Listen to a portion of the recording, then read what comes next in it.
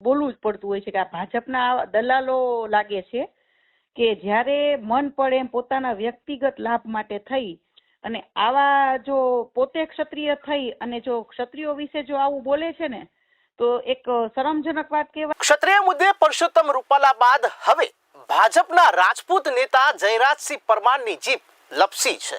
ગાંધીનગર જિલ્લાના માણસામાં કોલેજના કાર્યક્રમમાં એક ક્ષત્રિય સમાજના ઇતિહાસ વિષયક પ્રવચનમાં ભાજપના પ્રવક્તા જયરાજસિંહ પરમારે કહ્યું કે ભારતમાં પહેલેથી જ વર્ણ વ્યવસ્થા ગોઠવાયેલી હતી। તે મુજબ ક્ષત્રિયોની જવાબદારી સમાજની રક્ષાની હતી, પરંતુ અંધશ્રદ્ધાઓ અને વર્ણ ભેદના કારણે આપણો દેશ અંગ્રેજોનો ગુલામ બન્યો। પણ હાલ સમગ્ર મામલો બીચક્યો છે। What I'm trying to tell you is talk about the NEP, but don't teach them false history. You are teaching them false history. मैं बता रहा हूँ। अब सुनो 10 मिनट सुनो। Facts right. अब बाबू 10 मिनट सुनो। मैं ये बताता हूँ। ये ब्रह्म क्षत्रिय नहीं। मेरी बात सुन लो। आप ऐसा नहीं बोल सकते। बकवास क्या कर रहा है? ऐसा नहीं हो सकता। બ્રહ્મ ક્ષત્રિય વૈશ્ય અને શૂદ્રમાં આપણા ભાગે માત્ર લડાઈ હતી। આપણા ભાગે માત્ર લડાઈ હતી।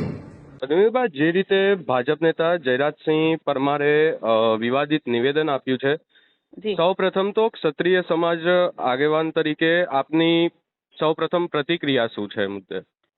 જી, જે જયરાજસિંહ પરમારે જે કહીએ ને કે મારે નથી બોલવું હતું, પણ આવા લોકોને જોઈને અમારે બોલવું જ પડતું હોય છે કે આ ભાજપના દલાલો લાગે છે કે જ્યારે મન પડે એમ પોતાના વ્યક્તિગત લાભ માટે થઈ અને આવા જો પોતે ક્ષત્રિય થઈ અને જો ક્ષત્રિયો વિશે જો આવું બોલે છે ને તો એક શરમજનક વાત કહેવાય અને દુઃખની વાત પણ કહેવાય કે તમે ખુદ એક સ્ટેટ લેવલેથી આવો છો અને તમે આપ આવી રીતના સ્ટેટનું બોલો છો તો ક્યાંક ને ક્યાંક એવું લાગતું હોય છે કે આ લોકો શું અભણ હશે કે શું આ લોકોને સત્તાનું એટલું બધું કંઈક લાલચ હશે કે શું છે એમ।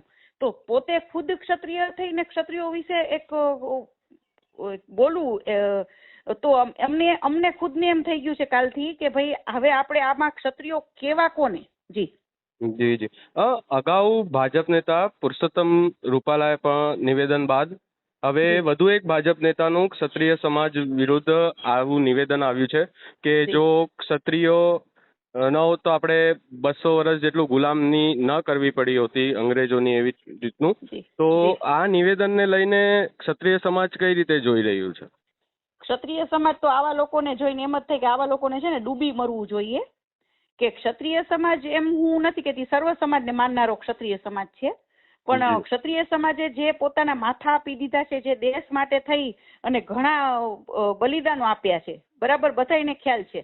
તો ક્ષત્રિયો વિશે ખુદ ક્ષત્રિય જો આવું બોલતા હોય એક પોતાની કંઈક સત્તા માટે કે એ જ લાલચ જ છે ને, અને ભાજપના દલાલ થઈને પોતે પેલા કોંગ્રેસમાં હતા પછી ભાજપમાં ઝંપલાવ્યા, એટલે આ છે ને ભાજપોના દલાલ કહેવાય અથવા તો રાજકારણી દલાલ કહેવાય કે જે પોતાના સમાજને પણ જો સારું નથી બિરદાવી શકતા તો એ બીજું તો આગળ શું કરી શકે, પોતાની સત્તા માટે થઈને આ ગમે એના વિશે બોલી શકે। જી પદ્મવીરભાઈ, આપને એવું લાગે છે કે આજકાલ જે રીતે સોશિયલ મીડિયામાં નિવેદનો આપી અને જે છે એ છવાવાનો ટ્રેન્ડ ચાલી રહ્યો એવું લાગે છે, ત્યારે સોશિયલ મીડિયામાં હાઇલાઇટ થવા માટે કે કોઈ એવા કારણોસર આવું નિવેદન ઉશ્કેરાઈને આપી શક્યું હોય એવું? જી, એવું તો કદાચ કઈ નથી લાગતું, કેમ કે પોતે ક્ષત્રિય થઈને જો પોતે હાથે કરીને જો આવું બોલતા હોય તો એ ક્ષત્રિય કહેવાને લાયક નથી। જો પોતાને આ રીતના એને હાઇલાઇટ થવું હોય તો આ યોગ્ય રસ્તો નથી। હાઇલાઇટ થવા માટે ઘણા બધા રસ્તા એવા છે, તો એવું મને નથી લાગતું કે એને કંઈક એવું હાથે કરીને બોલ્યા હોય કે શું, પણ કદાચ ક્યાંક ને ક્યાંક લાલચ હોય, સત્તાની લાલચ હોય કે ભાઈ હું ક્ષત્રિયોના વિરોધમાં જઈ અને કંઈક મને ટિકિટ મળી જતી હોય અથવા તો હું કંઈક આગળ આવી જતો હોય, એવું કંઈક એના મગજમાં હશે કદાચ। જી, જો આ નિવેદનને લઈ અને હાલ તો ક્ષત્રિય સમાજની માંગ એવી જ છે કે જયરાજસિંહ માફી માંગે, પરંતુ જો જયરાજસિંહ માફી નહીં માંગે તો ક્ષત્રિય સમાજની શું પ્રતિક્રિયા હશે? આપના હિસાબે શું લાગે છે કે મામલો વધારે વકરી શકે છે?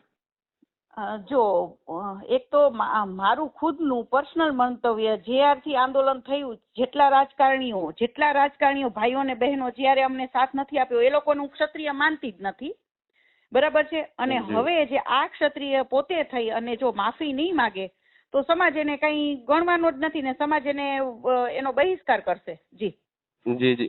ક્ષત્રિય સમાજ આગેવાન તરીકે આપની માંગ શું છે હાલ, કે માફી માંગે જયરાજસિંહ? જી હા, જયરાજસિંહને ચોક્કસપણે માફી માંગવી જોઈએ. એક બેન તરીકે હું એમને કહેવા માંગીશ મીડિયાના માધ્યમ દ્વારા કે ભાઈ આપણે એ ન ભૂલી જવું જોઈએ કે આપણે ક્ષત્રિય છીએ અને ક્ષત્રિયએ જ દેશને બચાવ્યો છે. તો અને આપ જ જો આ રીતના બોલતા હોય તો પછી યુવા પેઢી આપની પાસેથી શું શીખે? જી. આપ અમારી સાથે જોડાયા અને આપનું મંતવ્ય આપ્યો એની માટે આપનો ખૂબ ખૂબ આભાર.